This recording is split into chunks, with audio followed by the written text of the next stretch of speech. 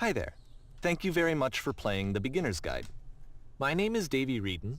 I wrote The Stanley Parable, and while that game tells a pretty absurd story, today I'm going to tell you about a series of events that happened between 2008 and 2011. We're going to look at the games made by a friend of mine named Coda.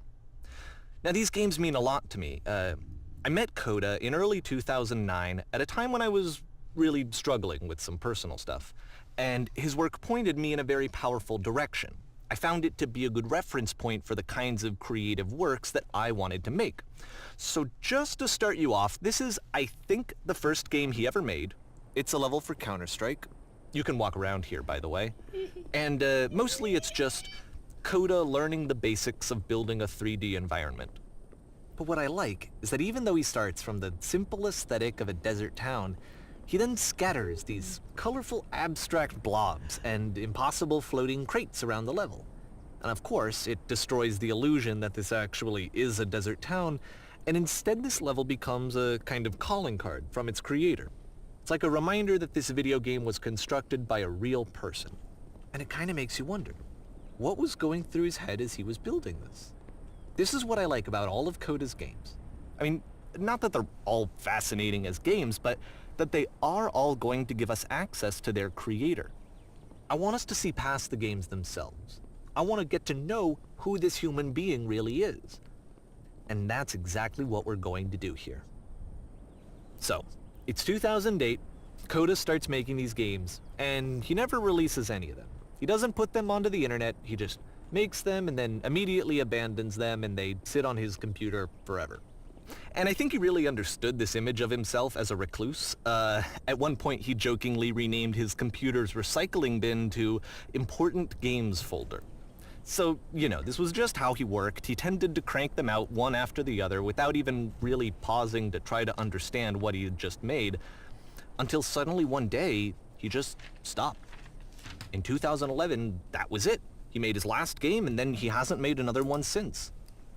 And that's why I've taken this opportunity to gather all of his work together, is because I find his games powerful and interesting, and I'd like this collection to reach him, to maybe encourage him to start creating again. And if the people like you who play this also happen to find his work interesting, then I'm sure it'll just send that much stronger of a message of encouragement to Coda. So thanks for joining me on this. If you have a particular interpretation that I haven't mentioned here, or if you just need to get in touch, you can email me at daveywreden@gmail.com. Okay, that's about it for introduction. Let's take a look at Coda's first proper game. As each game is loading, I'll show you the date that it was completed. This first one was made in November 2008.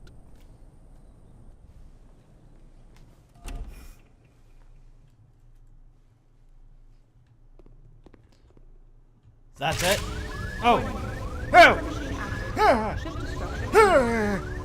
What's happening?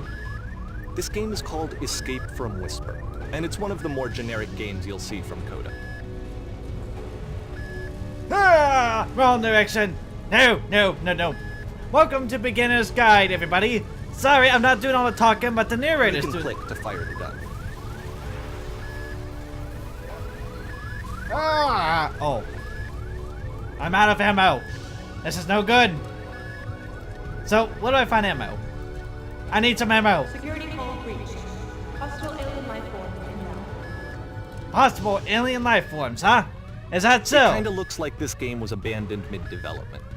For instance, you have this gun, which you'd think would indicate that there are supposed to be monsters or enemies somewhere, but then clearly there are no enemies anywhere.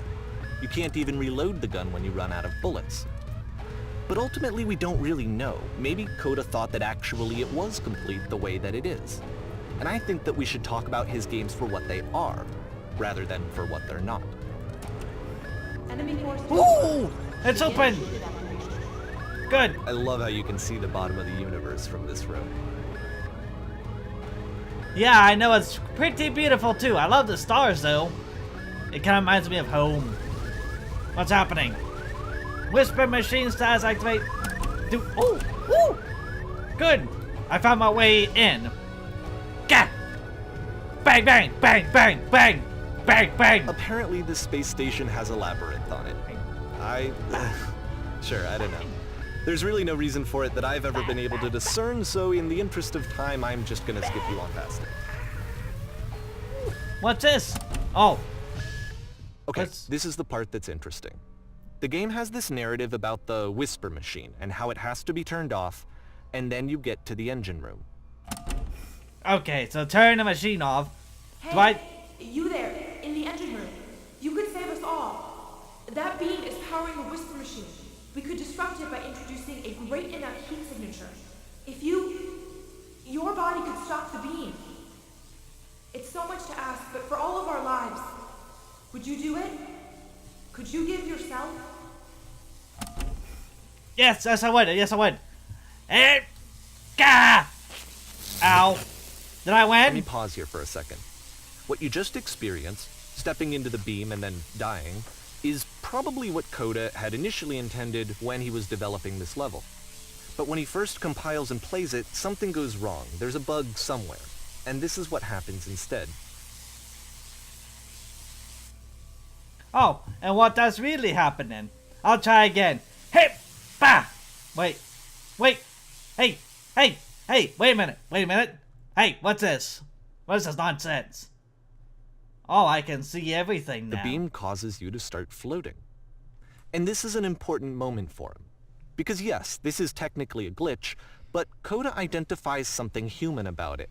Like how small it makes you feel in the face of this larger chaotic system. Or this floating could be the afterlife, a peaceful place, juxtaposed against all of the hysteria that you've just had to traverse. I don't even know. I have no idea what he was thinking, but what's clear is that after making this, something lodges itself in his brain. He wants to do more of these really weird and experimental designs. So he stops work on this and moves on to a stream of tiny little games that go in all sorts of directions. Let's go ahead and take a look at the first game he made after leaving this one behind. And what's the next game? Oh, what's this? The past was behind her. What's that supposed to mean? Huh? Yep. In this game, you can only walk backwards. Really? Is that so? Alright. Step. Oh, wait. What? So it's a short and relatively minimalist experiment combining motion and narrative. It is less advanced than the previous game, but actually it seems to be more focused, more complete. Coda's trying to give it a unique voice rather than simply basing it on a pre-existing trope. When she stops and looks, it becomes clearer. Really? Is that so? But if the future is always behind her, then what? How would she find the strength? Wait, to confront it.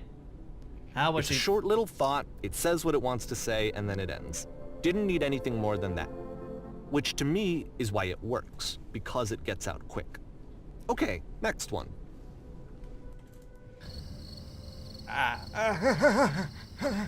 Slendy Man! Right? What's the wake? Am I dealing with the wake again? You are now entering... What am I entering? Speak? Tell me. And that's it. Okay, the meaning of this game won't be clear just yet. Please be patient with me for a few more games, and I promise you'll see what makes it interesting. I hope you're speaking the truth. Oftentimes, Coda would put bizarre titles like this one at the start of his games. Ooh, well, I wish I'd known him at the time that he was making these early games. He would really only talk to me about his work as he was making it. Once he stopped work on a game, like, that was it. It was dead to him. And I don't agree with that at all, but what are you gonna do? Well, I mean, he probably had an idea going. Once you've been slowed to an absolute crawl, the door at the top of the stairs opens.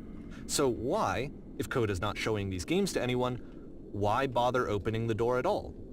Well, to show you, I'm modifying the game here so that when you press enter, it'll bring you back up to full speed so you can enter the door for yourself. Oh, thank you. Thank you. Oh.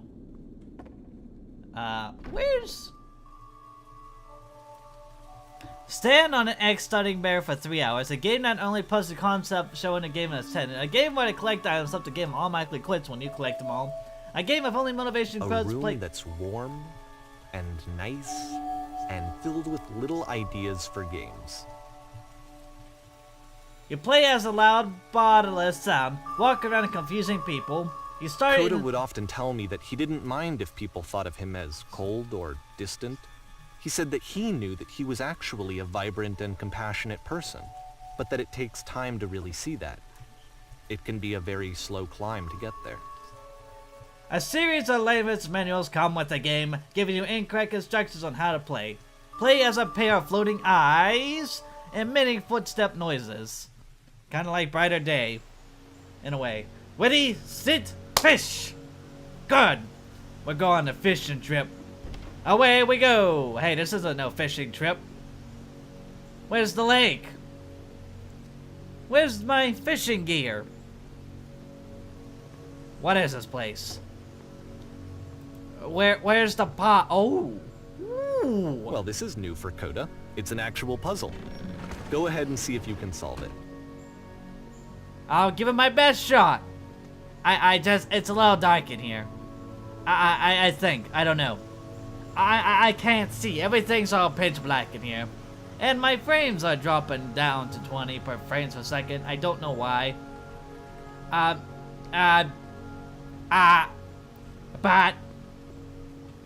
I can't see. I really can't see. I can't see.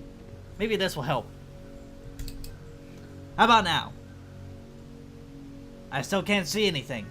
Come on, there's gotta be a switch here somewhere. Is it up? No? Behind me? No. Oh! Oh, it's right there the whole time. I knew it. I knew it. Don't forget that solution, because we're going to see this puzzle again soon. We're gonna see it a lot. I got it. Crystal clear. Shut the door, dash through it, and then open the other switch. Is this the other room So that... that seems to be it, right? You walk down a corridor, you solve a puzzle, you get to the end. Simple enough. Alright, now I'm going to modify the game again, so that when you press enter, it'll remove all of the walls from this room. Alright, 1, 2, 3, click! There we go. Oh my lord! Holy crap! How about that? There was more to it than we had any way of knowing. I actually find it funny that this game comes after the Stairs game, since they essentially convey the opposite idea. So, in the Stairs game, a dull exterior concealed a rich interior. And then, in this level, a dull interior hides this fantastic outer world. Either way, I think that the point is the same, is that most of the time you don't get to know what you're missing, or even that you're missing anything. That's not your role as a player. So if your role here is not to understand, then what is it?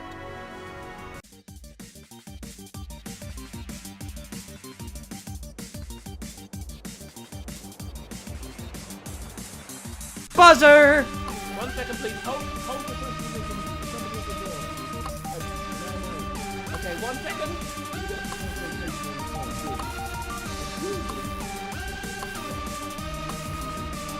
Hi. I have put a little bug friend for you in the envelope alongside this letter. Hey! Look at this! Look at this! Hey! Do you guys see this? I got a pet bug in here! Ah! Isn't that amazing? What can I name you though?